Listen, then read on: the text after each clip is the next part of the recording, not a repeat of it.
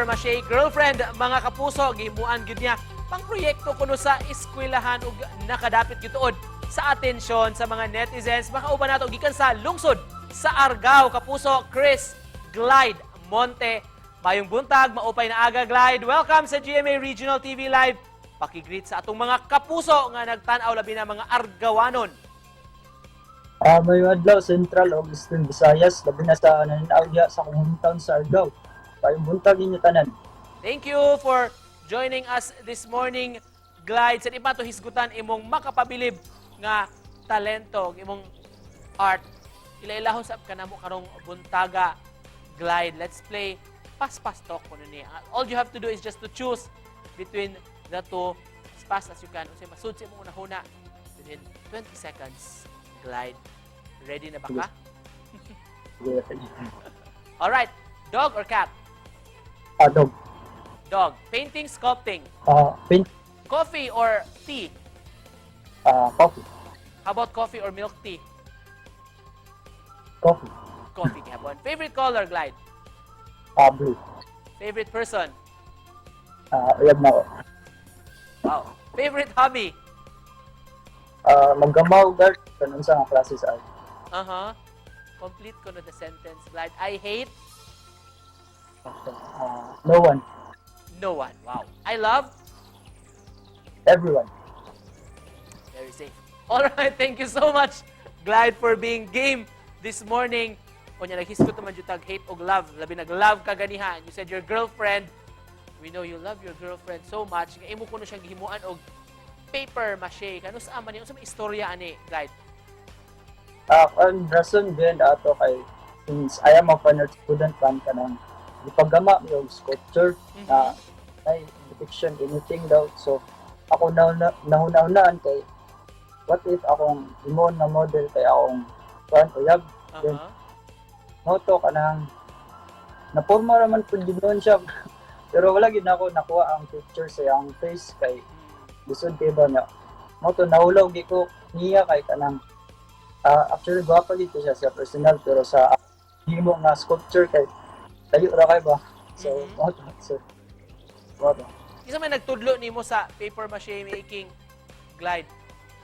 Wala ra pud sir. Ano gyud kana taka-taka ra gyud lag ko gama kay kon man gud wala di man mitudloan sa among maestra like ingon ra paggama mo ani nga so depends na jud namo kung usaha na mo pagbuhat nga na.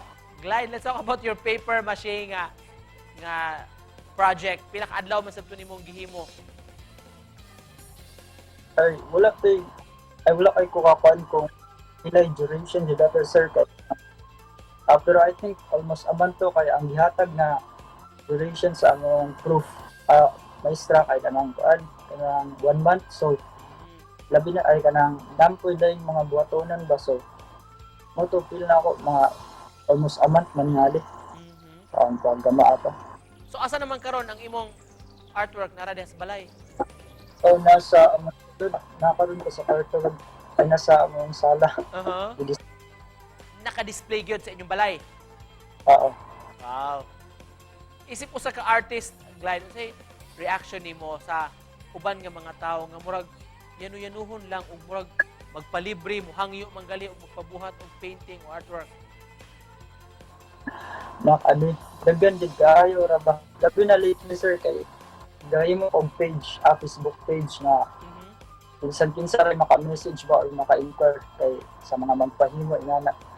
Mo to ubay-ubay ang mga buutan pero ubay-ubay po ang mga message gani hilig magkalibre.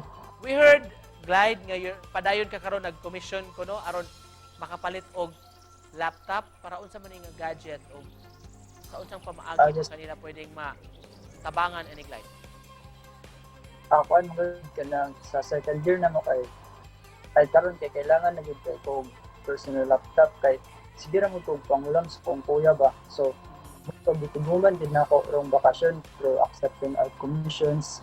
So kumusta naman so far, Glide? Ano yung mga nagpatrabaho kanimo, nagpa-commission? Yes sir, actually daghan naggayo ng message mo to kanang uban ako kay ang uban ako na lang kay decline kay wala ko kabalo if mauman pa din ako before sa start mong class. doon kay nakatigom-tigom na po ko, dako na po 5 digits na po. Sure ka lang. Wow. Oto, pero hopefully lagi makapalit na dyan before mag-start ang class. And just to close this, Clyde, ano mensahe nimo sa atong mga kapuso nga nagtan-aw karong buntaga? Salamat sa pagtandaw sa mga suping taga-paminaw sa na mga kapuso din na sa Central o Eastern Visayas. Dili oras na para gahinan og importansya ang art. Sabi na sa mga artist na pareha nako na struggle po. So, padayon lang dito, no, bahala kung sa kalisod. Thank you so much for joining us this morning, mga kapuso artist, gikan sa Argao, Cebu, Chris Clyde Montes. Salamat, Clyde!